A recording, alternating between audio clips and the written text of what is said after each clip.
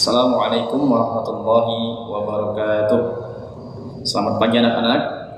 Mari kita awali pembelajaran kita pada pagi hari ini dengan melafazkan basmalah. Bismillahirrahmanirrahim. Kita akan melanjutkan materi pembelajaran kita pada minggu lalu, yaitu mengenai manfaat diturunkannya kitab-kitab Allah Subhanahu wa taala. Kedua, perilaku yang mencerminkan iman kepada kitab-kitab Allah.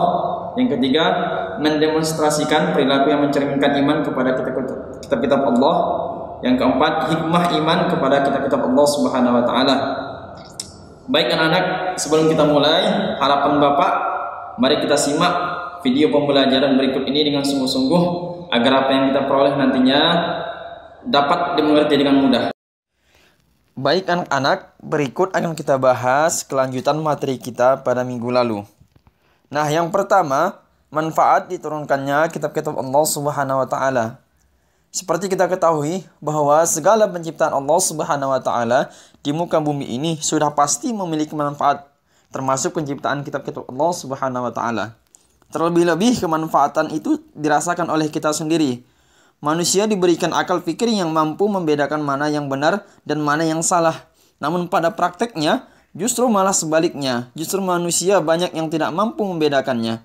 Oleh karena itu, manfaat Al-Quran diturunkan Allah Subhanahu wa taala sebagai penuntun dan pedoman dalam kehidupan sehari-hari, baik lingkup keluarga maupun lingkup masyarakat. Yang kedua, perilaku yang mencerminkan iman kepada kitab-kitab Allah. Nah, anak-anak, ada beberapa perilaku yang mencerminkan seseorang itu beriman kepada kitab-kitab Allah, di antaranya peduli kepada orang lain. Nah, sudah barang tentu kita sebagai seorang muslim mengamalkan salah satu ajaran yang ada dalam kitab itu sendiri, yaitu peduli kepada orang lain. Karena hal tersebut merupakan salah satu bentuk keimanan atau kecintaan kita kepada kitab-kitab Allah. Karena bentuk cinta itu tidak hanya diungkapkan dengan kata-kata, akan tetapi melaksanakan apa yang diharapkan oleh kitab itu sendiri.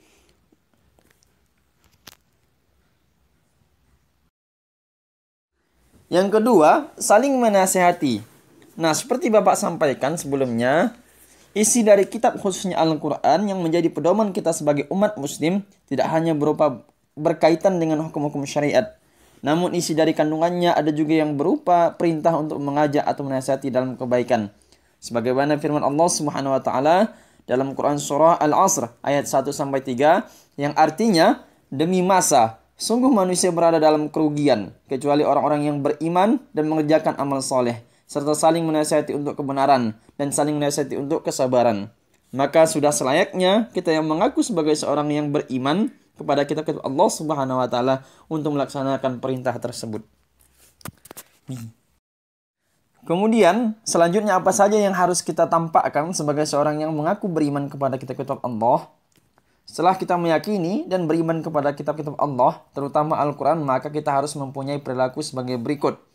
Yang pertama, ikut mengajarkan Al-Quran baik di TPQ maupun madrasah. Yang kedua, rutin membaca Al-Quran setiap hari.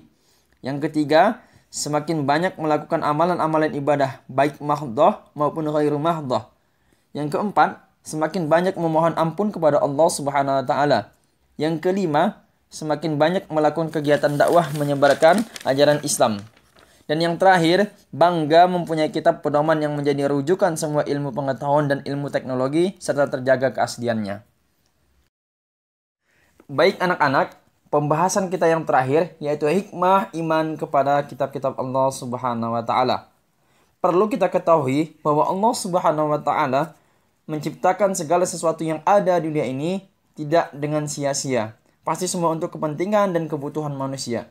Termasuk Allah Subhanahu wa taala menurunkan beberapa kitabnya, pasti ada hikmah untuk manusia. Di antara hikmah-hikmah diturunkannya kitab-kitab Allah adalah yang pertama, yakin terhadap Al-Quran sebagai pedoman hidup menuju kebahagiaan dunia dan akhirat.